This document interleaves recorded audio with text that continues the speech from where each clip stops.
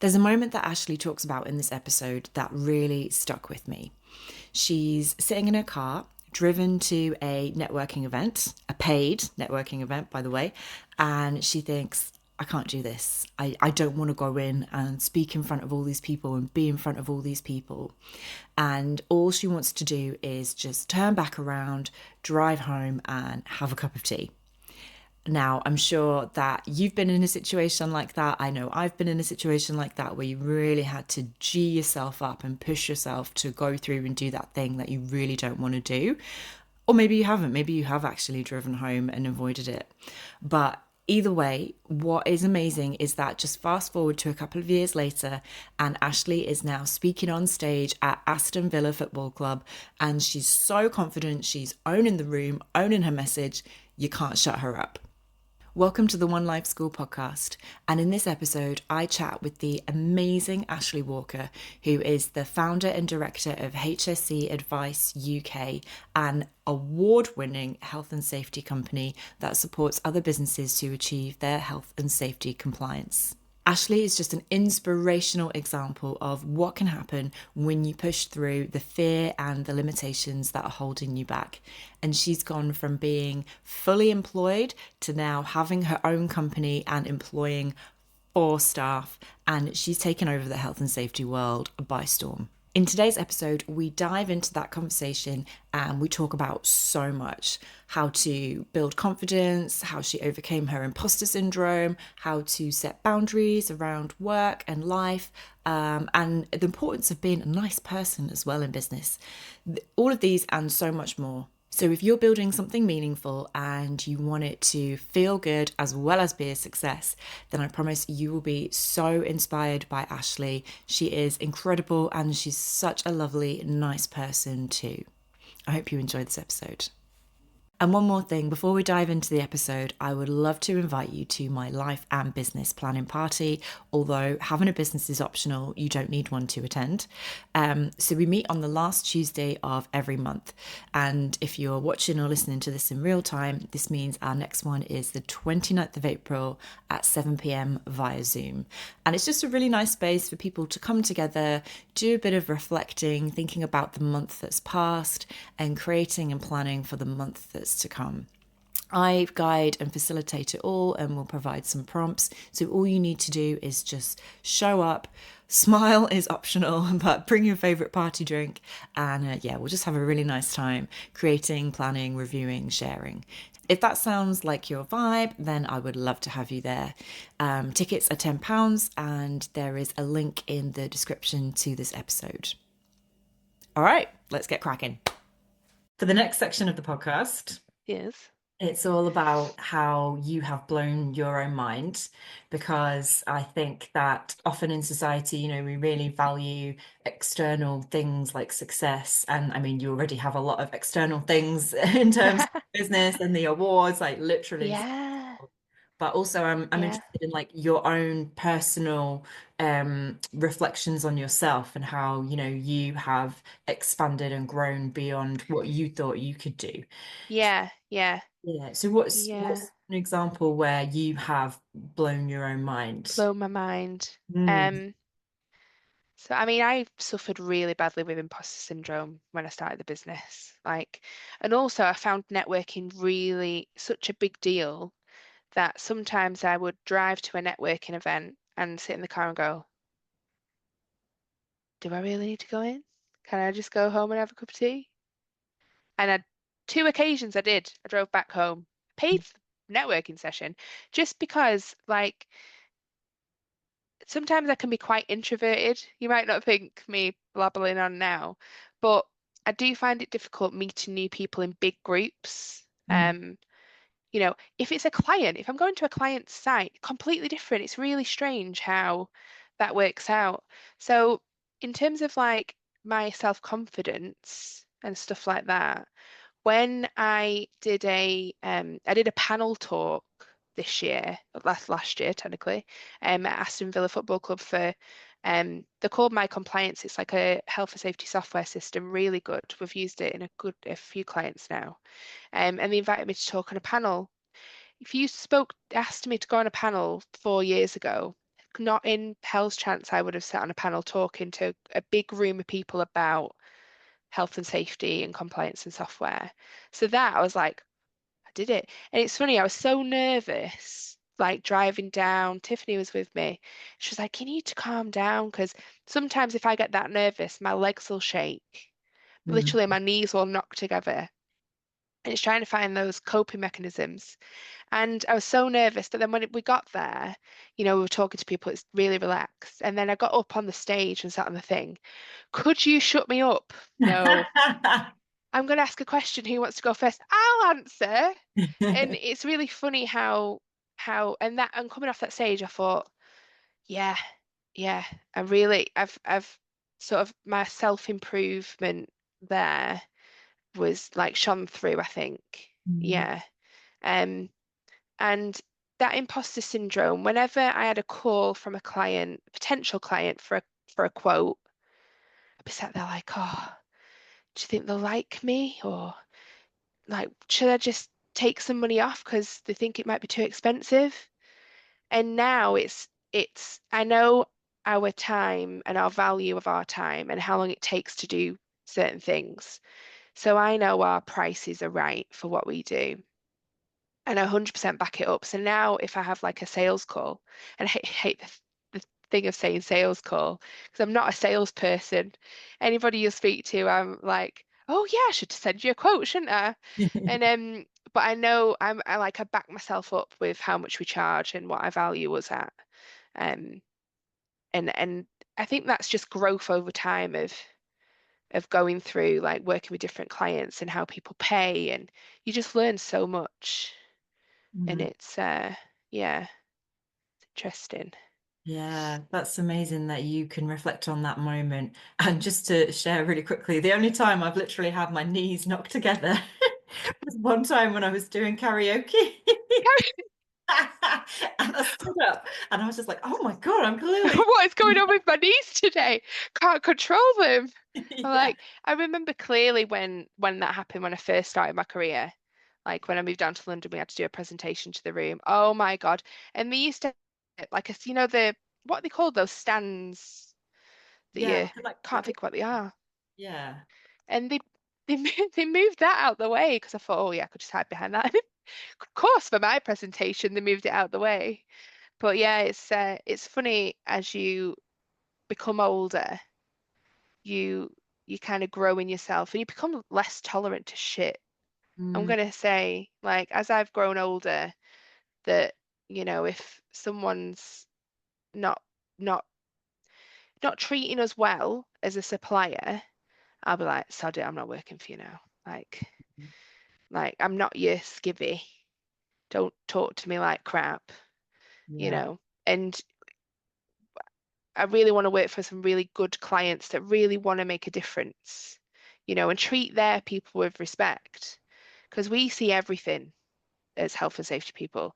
We meet staff, we talk to staff, we become part of the team and we see all sorts, and that's just the way it goes. Like because we do like accident investigations, you learn how to get witness statements and how to do a proper investigation, and we see all sorts, and I don't want to work with dickheads. Do you know what I mean? I guess you're in the position now where you can be a bit more selective with your clients. Yeah, I think I will never. It's funny because I've never passed up a job. I've always wanted.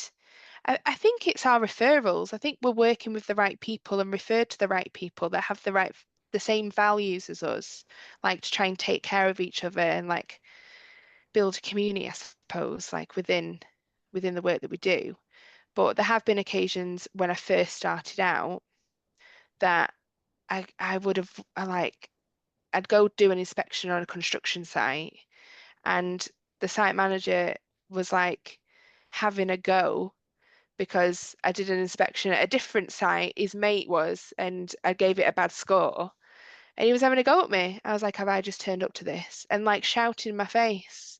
So Mm. first of all, I'll show you the photographs. And then we ended it was so funny. I remember it so clearly. Showed him all the photographs. He went, oh yeah. Oh, he didn't do a good job, did he? I was like, You're kidding. And then at the end, when I was walking around, you're like, oh, thanks for that. Yeah, I learned some stuff today. You should come back every week, you know. I'm like, oh my God, the emotions I'm going through right now. Like, first I hated you, I wanted to slap you. Now you're my best mate. It's really funny. But Mm, yeah, it's trying to find the good clients that want to do it, not just a tick box. yeah. It's but it's difficult. And I want to go back a bit more to the imposter syndrome because I know you said like Mm. just obviously time and experience helps you to feel more confident and take less shit. But is there anything that you could say that you did or I don't know thought that was part of that journey? You know, if someone else was struggling, rather than just saying like, "Oh, it will get better in time." Yeah, yeah. Hmm. I suppose it's staying true to yourself and finding coping mechanisms, I suppose. So what I found was with networking, as an example, I would take someone with me. And I thrive when someone's with me. Like if we're in a duo or, the team's there or whichever, completely different scenario than if I'm on my own sometimes. But also finding like networking groups that you really thrive in. So I've been to a few. Your Affordable Board, I've been a member for ages now. They are sort of their mantra is putting people before profits. And it's so true because when you've got that, you know, good ethics and morals, values, that you're looking after your people, your profits will come. And that's so true. You're looking after your workforce, they want to work for you, they don't have to. They want to be there. And, meeting different business owners with that same value, you feel part of the team.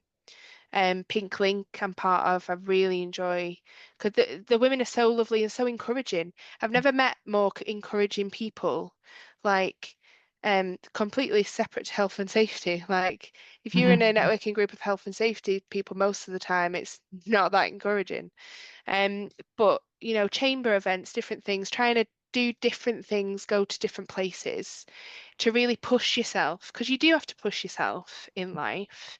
You know, if I just decided in my mind it's too scary, I'm not going to do it, I wouldn't have this business right now because I wouldn't have met those people to create those connections with. And it's true, and taking any opportunity you can to learn, I think has really helped me, meeting different business coaches or doing different training sessions that's available through the chamber or through Boost Lancashire. That was saving grace, Boost Lancashire, because I did the Flying Start course. And again, I wouldn't have heard about Yab or met all the people from there or other networking. Um, and meeting new clients and potential sort of collaborators as well. So I've tried to build up a network of people like HR companies, fire companies, Legionella, electricians. So we have like a list of really good quality people that we would then recommend to our clients. And that's worked out really well. And that's through networking. Mm. I've got a meeting this Friday with them now from MPG for potential further partnerships. And, it's finding a really good company to do those partnerships with. And you can't do that just sat in your office on your own, you know. No, you do have It's to do the difficult interesting. thing, get out. Yeah, you have Yeah. to push yourself. Do you have any other mindsets or mantras that you find helpful? So obviously push yourself is one. Yeah. Oh, I think life throws all sorts at you and to not get overwhelmed, I think, but to try and keep that positive mindset, things do change. I've been through all sorts of stuff in my life. I've been married, I've been divorced. Um, we lost my stepdad last year, and that was our first sort of really close member of the family that we went through that as a family. It was the hardest time in my life probably. And it's trying to see through all the crap that is being thrown at you and going, no, no, it'll settle down, we'll get through it, it'll be positive, we'll be fine, one day again. And I think I've always learnt that from my mum. She's always, had this positive attitude. Same with my dad, really. It's this get on and do your work, and, positive things will come your way. But also treating people with respect, valuing other people's time and effort in doing something, um, and not being an arsehole. As it's just you meet some people in life and just go, oh, what is wrong with you? Why? Why? What's with that attitude? Like, you just want to shake them up. What did my mum used to say? Oh, he's got a chip on his shoulder. That's what it Mm. used to be, wasn't it? So it's, yeah, positivity and treating people with kindness. Because I'm just thinking about like what YouTube thumbnail I'm gonna have for this. Ashley said, "Don't be an arsehole." It's so true, though. Nailed it. Don't know if it's fate. I think maybe I believe in fate. What goes around comes around. And, the day that Chris called the office and said, oh, I'm looking for, because it was only that morning, me and Tiff went, we should hire someone. Yeah, let's go for it. And he literally rang a couple of hours later saying, I'm looking to move into consultancy. I've just finished my NEBOSH and I've been doing this. I was like, you're kidding me. This is so weird. And I was like, yeah, yeah, come in and meet us. And instantly we thought, yes, we can get on really well with him. He's dead down to earth. He talk, he can easily talk to us, so then he'll easily be able to talk to clients.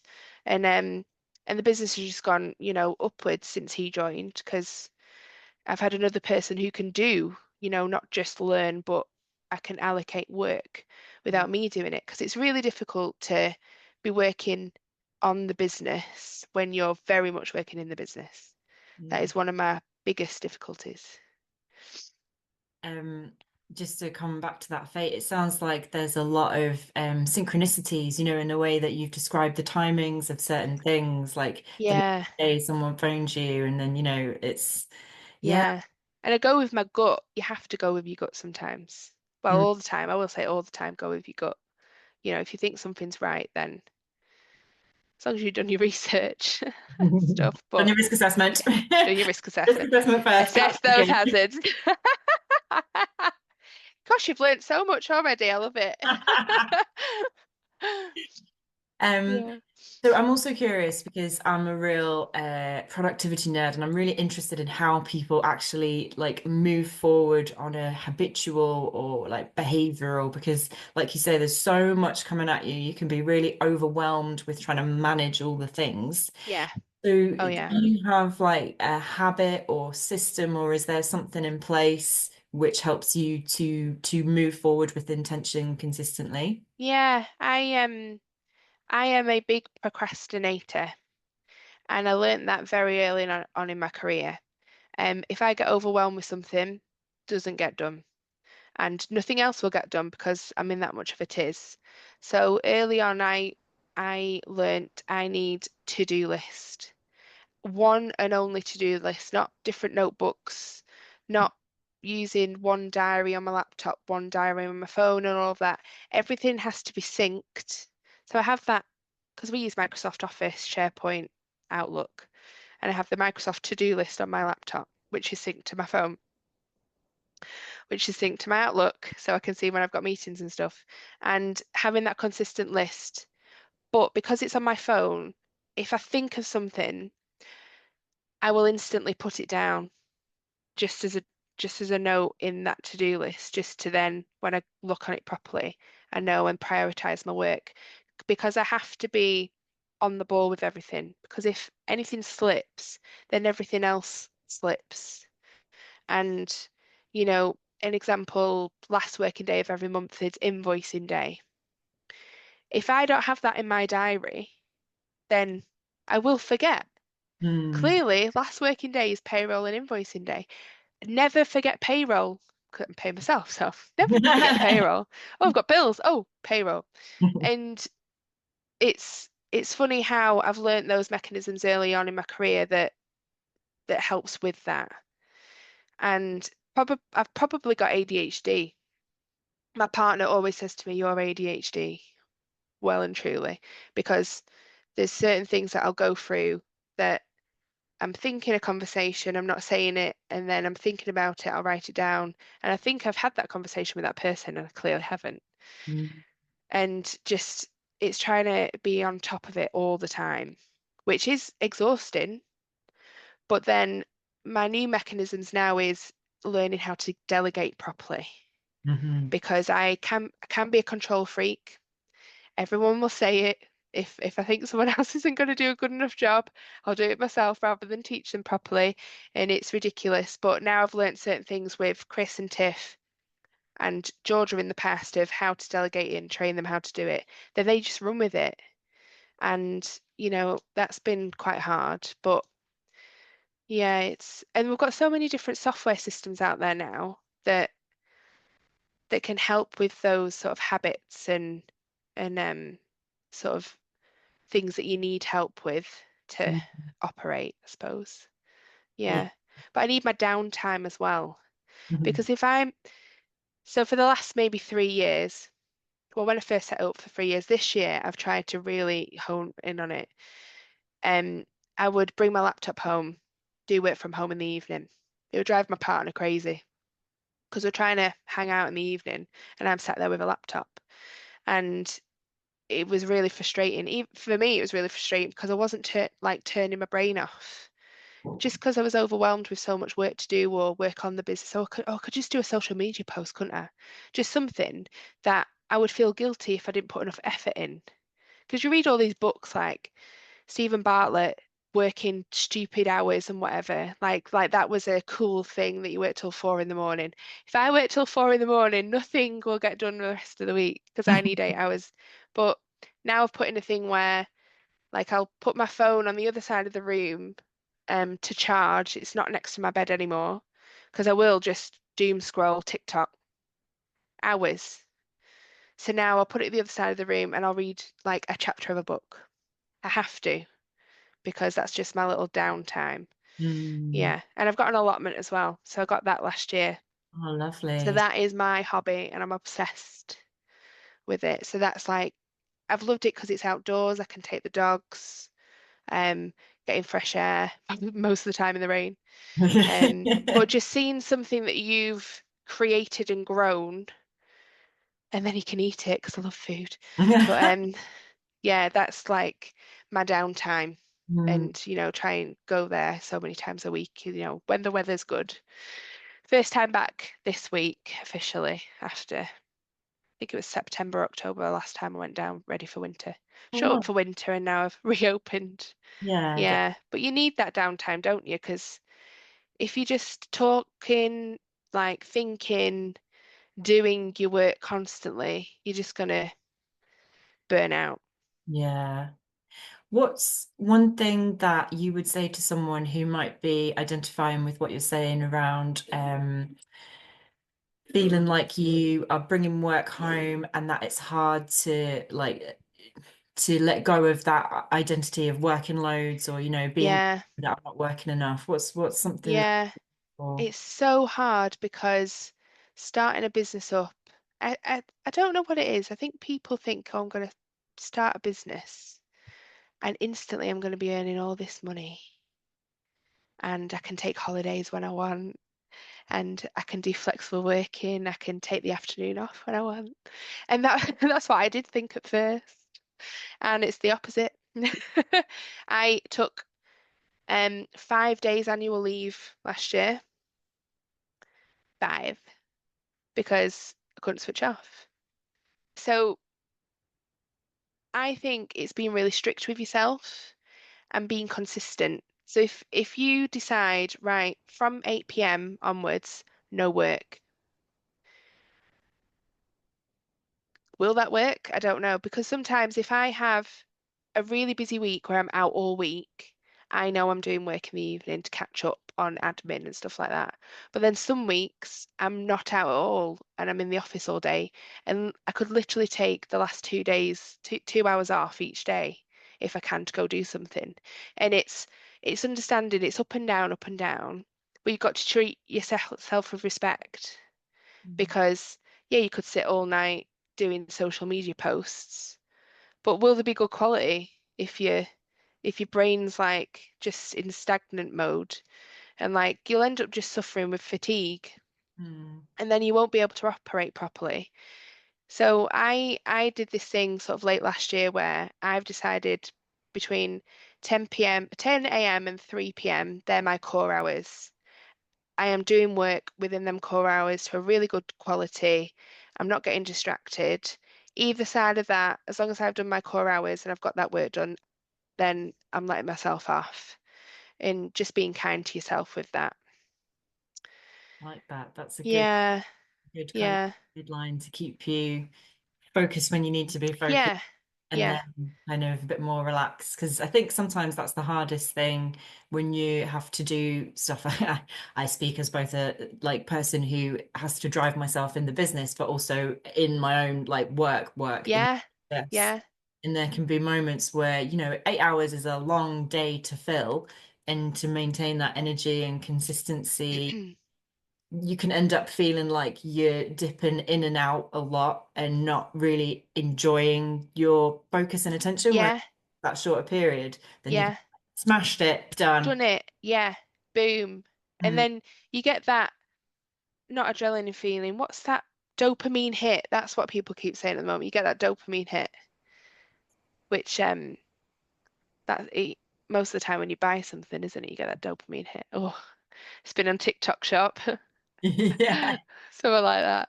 But yeah, it's last year I really suffered badly with I'll be in the office all day, 8 hours plus, and I'll get like hardly anything done because I've just been on LinkedIn scrolling or doing a couple of posts and then decided not to post them because I thought they were crap, or on TikTok looking because we've got a TikTok page now. Um, and it's really difficult because you could just go into this social media bubble and then you spent no time doing work. So I've given social media away now. Georgia manages it. She's really good at it, and it means I can stop just getting jealous of other people's posts or going, oh, look what they're doing. I'm really jealous. I want to try and do that. And but then you don't come up with good ideas and stuff if you don't see what other people are doing, you Mm. know. It's yeah. It's a blurry line, isn't it? I think to manage social media, and I have certainly gone through periods where I'm like, no, I'm not going to do anything. I'm just going to follow like Cal Newport and not have any social media. And then I'm like, no, it's actually really good, and I love creating, Yeah, expressing. But then I'm, yeah, am I doing that if I'm just scrolling, or am I getting like, yeah, it requires intention. I think social media. yeah, yeah, yeah, definitely. Finding the right accounts to follow as well, because well, I came off Twitter or X as it is now. Could not be doing with it anymore. Just the negativity, the fighting, Mm. like, yeah. And then porn would pop up now and again. I was like, right, that is out. Out of it now. Not when I'm But in now the and again, office. I'll say, oh, we need to download it to do a post because we've got followers. So Georgia just manages it now, which is good because she's great at it. Hmm, fabulous. Okay. Mm. So, Ashley, thank you so, so much for your time on this podcast today. It's been so insightful. Oh, I good. love how it's just felt so conversational and you've been so open sharing your experiences. I know that our listeners will have taken so much from this I conversation. hope so. They Yeah. definitely will. Please just do a plug for all your socials, however people want to contact you. So if they want to find out more, yeah, where's the best Oh, place? yeah. So if anyone wants to connect with me on LinkedIn, it's Ashley Walker. But our business page is HC Advice UK Limited. Um, we are on Instagram, so you can see our video, sort of pictures and videos. We do like to post a lot of pictures and videos. We are on TikTok. Oh yes. So, gosh, what is my handle? I think it's something like HC Advice UK underscore bubble wrap because bubble wrap is our sort of brand, I suppose, for bringing compliance with a bit of fun to make safety pop, we say. Um, yeah, but if anyone wanted more information, the website is just www.hcadvice.co.uk. I don't think anyone said that in years. hcadviceuk.co.uk. www. dot. Um, Yes. Colon. yeah, oh God. Try to type that out all day today. Yeah. But yeah, connect with me on LinkedIn and then any questions, compliance, just not to like bring me in as a consultant, just any questions at all, just send me a message. Happily, happily send anything back. Amazing. Yeah. And your bubble Yeah. wrap podcast is Bubble Wrap podcast. Yeah, sorry. The main thing. Yeah, so we launched Bubble Wrap last year. We're on YouTube and Spotify. So it's just Bubble Wrap to protect your business. Yeah, it's been I've really enjoyed it. At first, it's scary, isn't it? Like with a camera and a microphone. And but yeah, Chris and I run it technically together. Um, and again, it's just conversations. It's just us chatting about different stuff. And we've had quite a few guests on, which is really nice. So it's just trying a bit of, a bit of banter, a bit of fun, whilst talking about really serious stuff, just to try and make it a bit more enjoyable, I suppose. Amazing. Thank you so much. Yeah, no, thank you. Thank you. I've really enjoyed it.